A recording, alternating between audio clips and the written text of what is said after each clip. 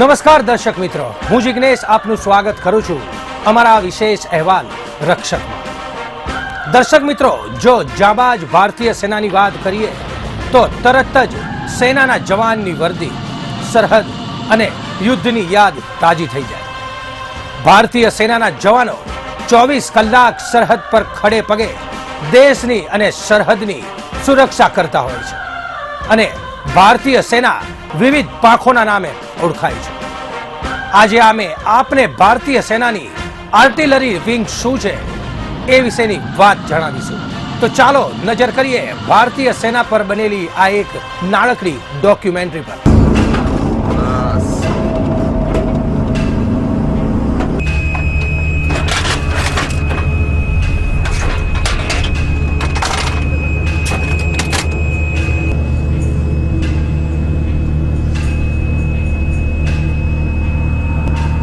Artillery सेना का वो हिस्सा जो जंग में बड़ी बड़ी तोपों से रॉकेट्स और मिसाइल्स छोड़कर दुश्मन को बेअसर कर देता है। इन आर्टिलरी गन्स के ज्यादातर प्रोसेसेस ऑटोमेटेड होते हैं। जहां आम हथियारों से लंबी दूरी पर निशाना लगाना मुमकिन नहीं होता, वहां ये artillery weapon systems indirect firing द्वारा लंबी दूरी तक जमीनी हमला कर सकते हैं।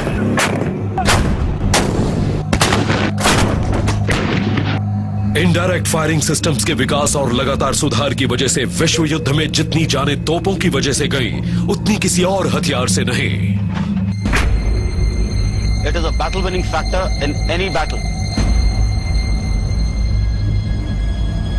जंग के मैदान में इन्फेंट्री और दूसरे कॉम्बैट यूनिट से बहुत पहले आर्टिलरी हरकत में आ जाती है। आमतौर पर आर्टिलरी को तैनात होने के लिए ज्यादा समय नहीं मिल पाता, इसलिए सही वक्त पर तैनात होना ही हार या जीत का फैसला करता है।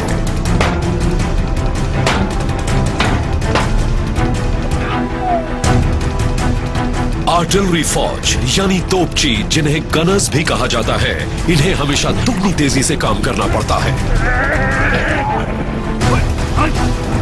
सही ढंग से तैनात की गई आर्टिलरी फायर किसी भी जंग का रुख बदल सकती है।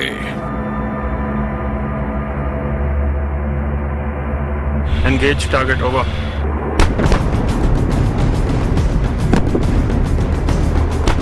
दुश्मन के ठिकाने पर बीचों बीच लगातार बमबारी करने से वो तितर बितर हो जाता है और उसके हमला करने की क्षमता घट जाती है, जिससे टैंक, इन्फेंट्री कॉम्बैट व्हीकल्स और पैदल सैनिक ज्यादा तेजी से आगे बढ़ पाते हैं।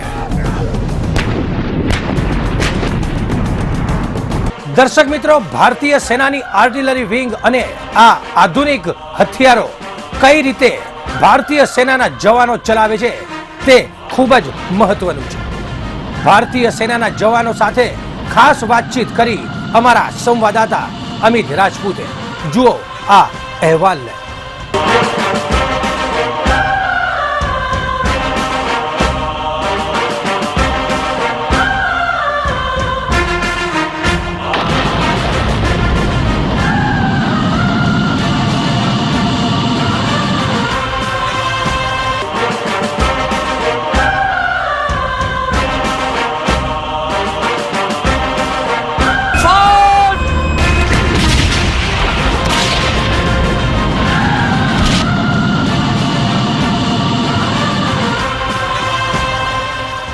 ભારતીય સેનાની અંદર યુવાનોને જોડાવા માટે અને યુવાનોને માર્ગદર્શન મળે તે હેતુથી ધાંગધ્રા ખાતે ભારતીય સેના તરફથી એક એક્ઝિબિશનનું આયોજન કરવામાં આવ્યું છે। આ જે ગન છે આ રશિયન ફિલ્ડ ગન કહેવામાં આવે છે। આની ક્ષમતાની જો વાત કરીએ તો આ ગન 27 કિલોમીટર સુધી જે દુશ્મન હોય છે તેના ઉપર વાર કરી શકે છે, તેને તબાહ કરી શકે છે। આ ગન જે છે ખૂબ મહત્વની છે, રશિયન મેડ છે અને આ ગન કઈ રીતે કામ કરે છે, ભારતીય સેનાના જે જવાનો છે જે આને ઓપરેટ કરે છે એમની સાથે વાત કરીશું। खास आप सेना में ये आर्टिलरी जो आपका फोर्स है, इस गन की जो पहले बात की जाए तो इस गन का कितना मारक क्षमता है, इसकी किस तरह से आप कितने लोगों का एक ग्रुप है जो इसको ऑपरेट करता है? ये रशियन फील्ड गन है और हमारे इसका नाम है 130 mm M46 Russian field gun. ये इनडायरेक्ट रोल पे ज़्यादातर काम करती है और डायरेक्ट रोल पे भी काम कर सकती है। ये इनडायरेक्ट रोल पे इसका 27,450 किलोमीटर तक इसका मैक्सिमम रेंज है और इसका वेट है 8,450 केजी, जो कि 9 आदमी इसको ऑपरेट करते हैं। जी बात की जाए कि इस गन को चलाने के लिए पहले तो ये सिस्टम है, ये क्या सिस्टम है, ये क्या लेंस है और क्या किस तरह का ये है पूरा, जरा बताएंगे इसे क्या क्या कहते हैं। हमारे आएंगे थोड़ा सा आप जरा सा उस तरफ जाइएगा, कैमरामैन से मैं विनती करूंगा कि वो आगे आएं और बताएं कि ये क्या है पूरा, ये रशियन जो गन है इसका बताएंगे ये क्या है और बाकी की। ये है इसका माउंट सिस्टम, इसके ऊपर डायल साइड फिटेड होता है और ये है इसका टी स्केल। ये इसका बबल भी है, इसमें 2 बबल होता है, एक एंगल साइड का, एक होता है क्रॉस लेवलिंग बबल का। और ये है इसका टेलीस्कोप, दोनों साइड से हम फायर कर सकते हैं। ये है डायरेक्ट फायर के लिए, ये डायरेक्ट और इनडायरेक्ट दोनों के लिए फायर कर सकते हैं। इसके अंदर ये स्केल है जिससे हम बेयरिंग सेंटर जो आता है वो लगाते हैं इसमें। इसके अंदर भी सेम है लेकिन ये दूसरे टाइप से लगता है। ये लेंसेस हैं और ये जो वगैरह लगा हुआ है, ये क्या रात में भी काम करते हैं? इसमें देखना हो पहाड़ हो, रेगिस्तान का जो इलाका हो, किस तरह से इसमें ये ऑपरेट करता है? हम ऑपरेट करते हैं रात के टाइम, जैसे आपको बताया गया है कि ये इनडायरेक्ट रोल पे फायर करता है, तो इसके साथ हम लूज सिस्टम लगाते हैं। सेम इसके उधर जो कोलोमीटर लगा हुआ है उसमें भी हम लूज सिस्टम लगाते हैं, तो जो इसमें लेटर आता है वो उसके साथ मिला के हम रात को इनडायरेक्टली में फायर करते हैं। पूरा एक कमांड आखा इसको ऑपरेट करता होता है, ऊपर से कमांड के जब आदेश होते हैं, दुश्मन को जब खत्म करना है, जब निशान मिलता है, टारगेट मिलता है, तब किस तरह की वो कार्रवाई होती है? कितनी देर में आप इसे तैयार कर देते हैं और कितनी देर में सामने दुश्मन पे हमला भी कर देते हैं? ऊपर से ऑर्डर मिलने के बाद हम तकरीबन 5 मिनट के अंदर इसको तैयार कर सकते हैं। अगर हम उस एरिया में है तो 5 मिनट के अंदर हम उसको तैयार करके दुश्मन के ऊपर गोला डाल सकते हैं। घातक बमबारी की क्षमता के कारण आधुनिक रणनीतियों के फैसलों में आर्टिलरी की खास भूमिका है। आर्टिलरी सही मायने में एक मल्टी टेरेन लड़ाकू है।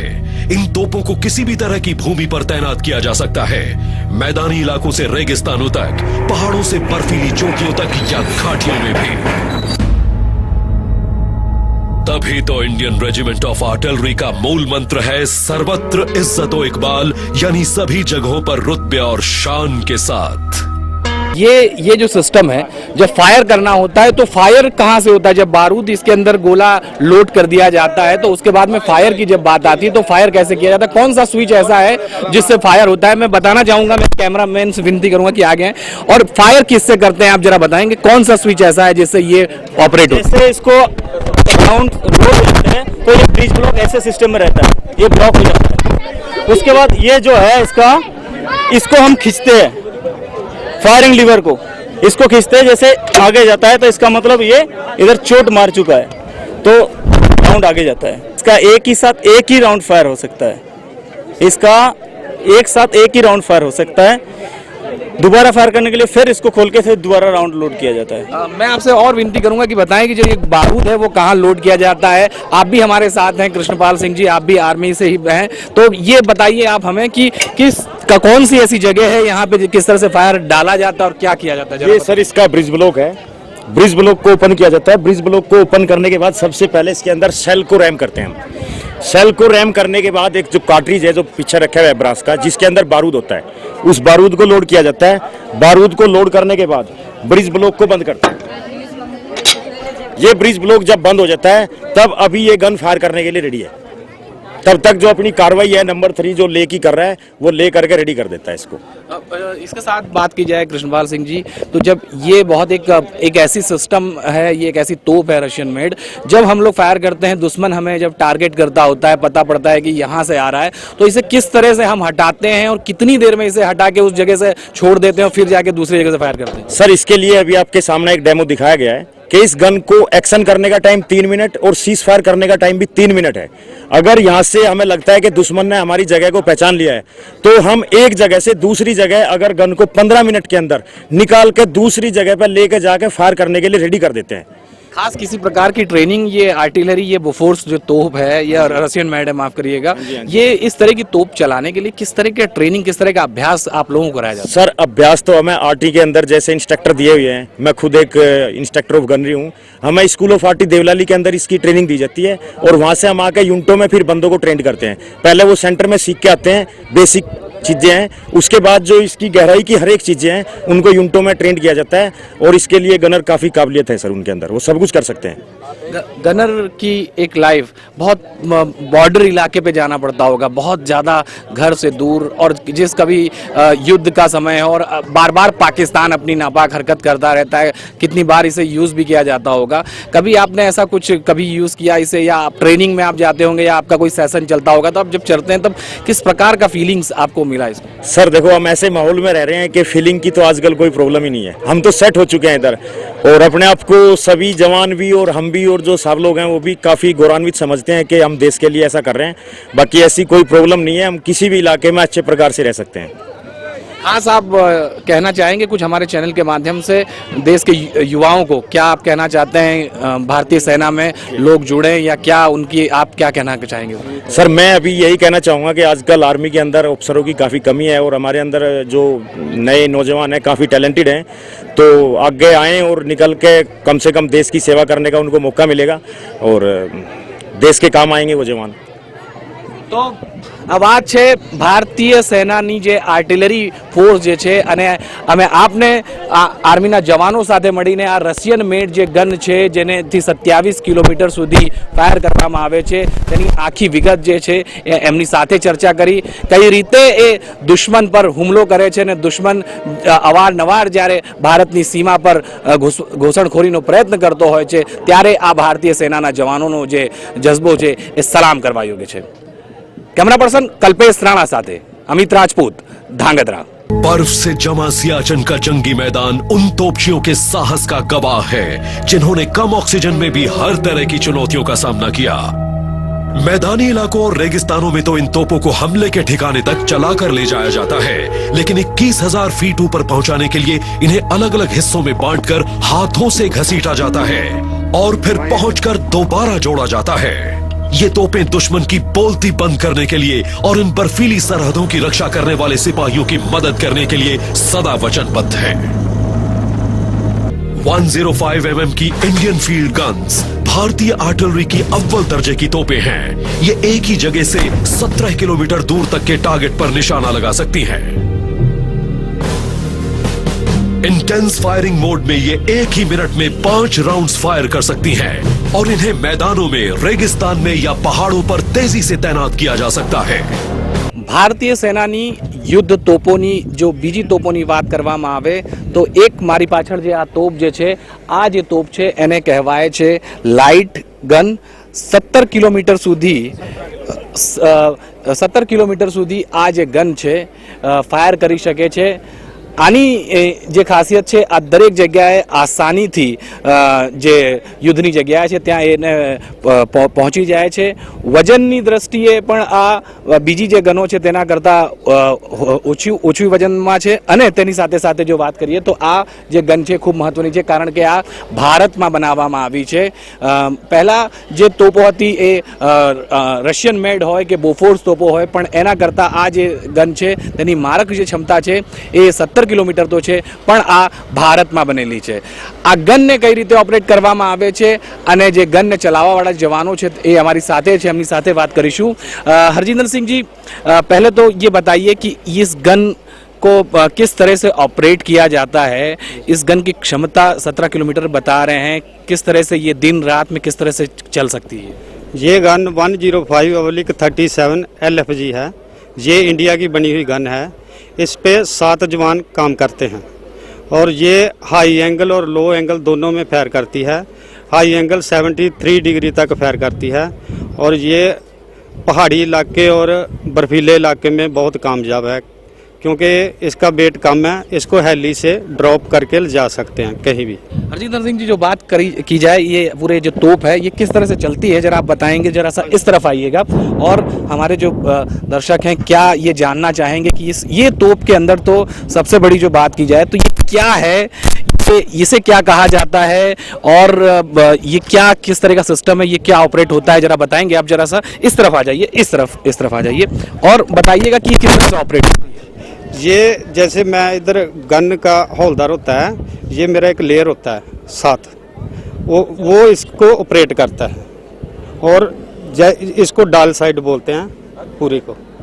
और जैसे इसको हम डाल साइड में, ये एलिवेशन है हमारा, एलिवेशन कितनी मतलब हाइट पे हमें गोला चाहिए, और इसमें बैरिंग लगाते हैं। जो हमारा ओपी अफसर होता है आगे दुश्मन से तकरीबन 2-3 किलोमीटर पीछे, वो उधर से अपनी लोकेशन हमें बता के इधर पास करता है, हम इधर लगा के उनको उसी हिसाब से फायर देते हैं जितना वो रेंज पे हमें गोला चाहता है।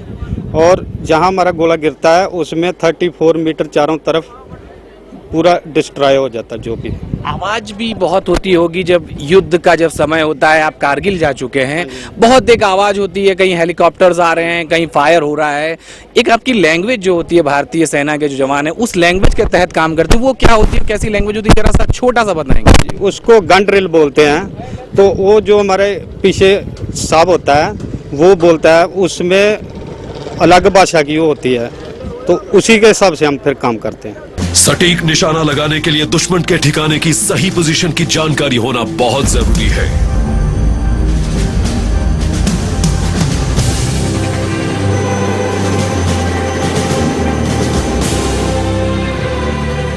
आर्टिलरी फौजियों की एक टुकड़ी एयर ऑब्जर्वेशन पोस्ट और इन्फेंट्री के बीच का तालमेल करती हुई तोपों का मार्गदर्शन करती है। दुश्मन के ठिकाने का पता चलते ही आर्टिलरी ऑब्जर्वेशन पोस्ट ऑफिसर उनकी सही लोकेशन की जानकारी फील्ड गन यूनिट्स को देता है। फिर ट्रिग्नोमेट्री की मदद से तोपों के मोर्चे और लक्ष्य के बीच की दूरी और दिशा की कैलकुलेशन की जाती है। यह ऑब्जर्वेशन पोस्ट तोपों से कई किलोमीटर दूर हो सकता है। 1 round gun fire, battery target number 1 throw. और इस तरफ ठिकाने के सही कोऑर्डिनेट्स मिलते ही गन पोजीशन ऑफिसर तोपों को निशाने पर सेट कर देता है। 572 चार्ज वाइट 4 एलिवेशन 0264। फायरिंग का ऑर्डर मिलते ही तोपची गोलों को छोड़ना शुरू कर देता है। Fire by order, fire by order, fire by order number 1 throw, number 1 fire, number 1 fire.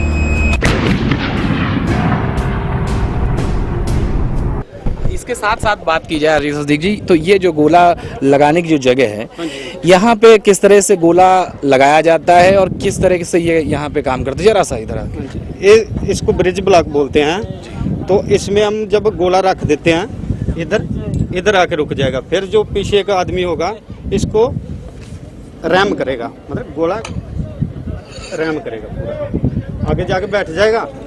फिर हमें कितने दूरी पे गोला फेंकना है उसका चार्ज बताता है कि कितना बारूद लगा के इसको हमने फेंकना आगे। वो बारूद भर के कार्ट्रिज में, फिर इसको हम बंद कर देते हैं। बंद हो गया, बंद होने के बाद फिर हम रेडी रिपोर्ट देते हैं जो पीछे हमें फायर मांगता है कि हमारी गन फायर करने के लिए रेडी है। फिर वो फायर बोलेगा, फिर हम लीवर खींचेंगे, वो फायर हो जाएगा। लीवर इसका कहाँ पे है, जरा मैं बताना चाहूंगा, इसका लीवर कहाँ पे है और कहाँ लगता है? लीवर कहाँ लगता है? इसी जगह पे लीवर लगता है। ठीक है, कोई बात नहीं। फायरिंग में लगाते हैं। अच्छा, फायरिंग के समय यहाँ पे आप लीवर लगाते हैं। और 1 मिनट के अंदर इसमें से कितना फायर किया जाता है? इसमें 1 मिनट में 3 राउंड भी फायर कर सकते हैं हम। वो उसके ऊपर है जितना वो बोलता है। 1 राउंड भी 3 राउंड में 30 सेकंड में हम दोबारा फिर रेडी हो जाते हैं फायर करने के लिए। તો દર્શક મિત્રો, આ જે તોપ છે, આ ભારતમાં તોપ છે 17 કિલોમીટર સુધી આ તોપ તેની ક્ષમતા રાખે છે દુશ્મનોને પસ્ત કરવા માટે, અને ભારતીય સેનાના જે જવાનો છે તેમની આ જે હિંમત છે તેના લીધે આજે જે દરેક લોકો આરામથી રહી રહ્યા છે, દેશમાં જે શાંતિ છે એ ક્યાંક ને ક્યાંક આ ભારતીય સેનાના જવાનોની જે સેવા છે અને તેમની 24 કલાક ભારતની સીમાની સુરક્ષા કરવાની તેમની જે જવાબદારી છે તેમને આભારી છે. ભારતીય સેનાના હથિયારોની જો વાત કરીએ તો હથિયારોની અંદર સૌથી મહત્વનો જે હથિયાર હોય છે એ ગન હોય છે. એ ગન અત્યારે જો વાત કરીએ તો ભારતીય સેનાના જવાનો છે ઇન્સાન્સ રાઇફલને યુઝ કરતા હોય છે. ઇન્સાન્સ રાઇફલ્સ આ છે મારી પાસે જે ભારતીય સેનાના જવાન ઊભા છે તેમના હાથમાં इंसान्स राइफल છે. सर मैं आपसे जानना चाहूँगा शांति प्रसाद जी, ये कौन सी गन है, इसे क्या नाम से कहा जाता है और ये कैसे ऑपरेट होता है? सर ये जो है राइफल 5.56 mm इंसास है और जो कि इसमें हमारे 20 राउंड आते हैं और 20 ही भरे जाते हैं इंसास में और सिंगल और ब्रश दोनों फायर करती है सर. शांति प्रसाद जी किस तरह से ये जो मैगजीन की जगह है ये क्या है, जरा बताना चाहेंगे क्या ट्रिगर है और किस तरह से यहाँ पे ऑपरेट करना हमारे दर्शक जानना चाहेंगे आपसे. सर ये जो है ये मैगजीन वे है, इसमें हम राउंड भरते हैं और जो है इसको ऐसे फिट करके और कॉकिंग करके फायर करते हैं और जो राउंड है जो चेंबर में चला जाता है और ट्रिगर प्रेस करने पे राउंड फायर किया जाता है. शांति प्रसाद जी इसके अलावा ये जो गन है LMG, ये कौन सी गन है और इसकी मारक क्षमता क्या है और कितने राउंड इसमें फायर किए जाते हैं जरा बताएंगे. सर ये जो गन है ये LMG 5.56 mm इंसास है और इसमें 30 राउंड भरे जाते हैं और सिंगल और ब्रश दोनों फायर करती है सर. और सर इसका कारगर रेंज 1000 मीटर सर. सर इसके बाद की बात की जाए शांति प्रसाद जी, कितनी कारगर ये युद्ध के समय और खास करके पाकिस्तान बार बार जो घुसनखोरी करता है, चीन बॉर्डर हो, तब ये किस तरह से टारगेट करती है? ये सर ये 1000 मीटर तक जो है फुल इफेक्टिव फायर करता है. 1000 मीटर के अंदर जो भी आएगा तो उसको ये जो है बर्बाद कर देगा सर. તો આ વાત છે ભારતીય સેનાની જે મહત્વની કહેવામાં આવે છે ગન ઇન્સાન્સ કઈ રીતે ફાયર કરે છે તે ભારતીય સેનાના જે જવાન છે શાંતિ પ્રસાદ એમણે અમને જણાવ્યું છે. અને ભારતીય સેનાના જવાનોનો જે જુસ્સો છે આ રાઇફલથી પણ ક્યાંક ને ક્યાંક વધે છે અને ભારતીય સેનાના જવાનો આ 24 કલાક પોતાની સાથે પોતાની જાનથી વધારે તેને સાચવે છે અને દુશ્મનોના છક્કા આ ઇન્સાન્સ રાઇફલથી છોડાવે છે અને તેમને મોત જે છે એ તેમની આ ગોળી જે હોય છે તેનાથી સીધી એમને મળતી હોય છે. કેમેરા પર્સન કલ્પેશ રાણા સાથે અમિત રાજપૂત, ધાંગધ્રા.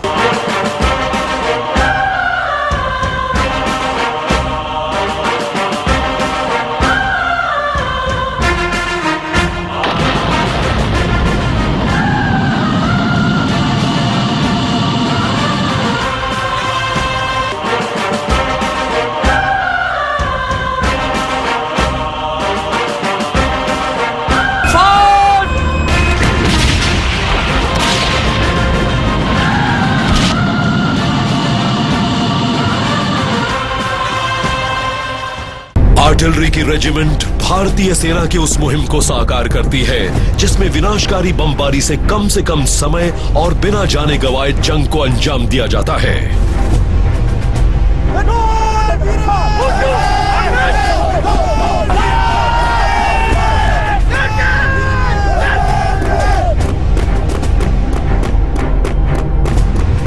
चुनौतियों को मुंह तोड़ जवाब देने वाले इन तोपचियों ने अपनी ताकत के प्रदर्शन से बार बार ये साबित किया है कि ये जंग की किस्मत को पूरी तरह बदल सकती है.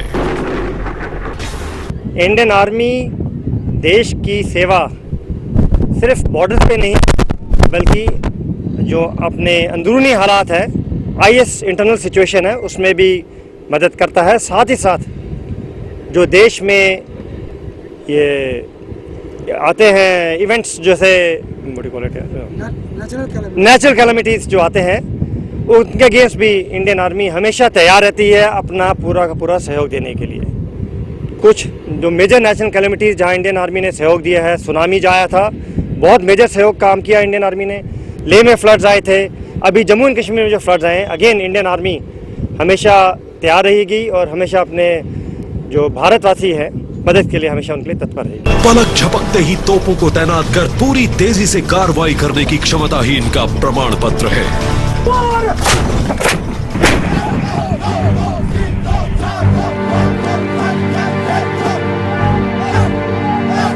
अपनी हर चाल में बिजली जैसी फुर्ती ही एक अच्छे गनर की पहचान है.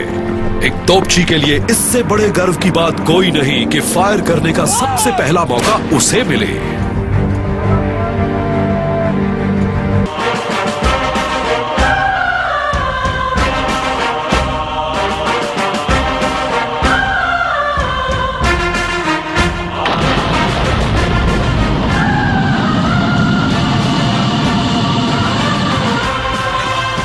દર્શક મિત્રો, આ હતો અમારો વિશેષ અહેવાલ રક્ષક.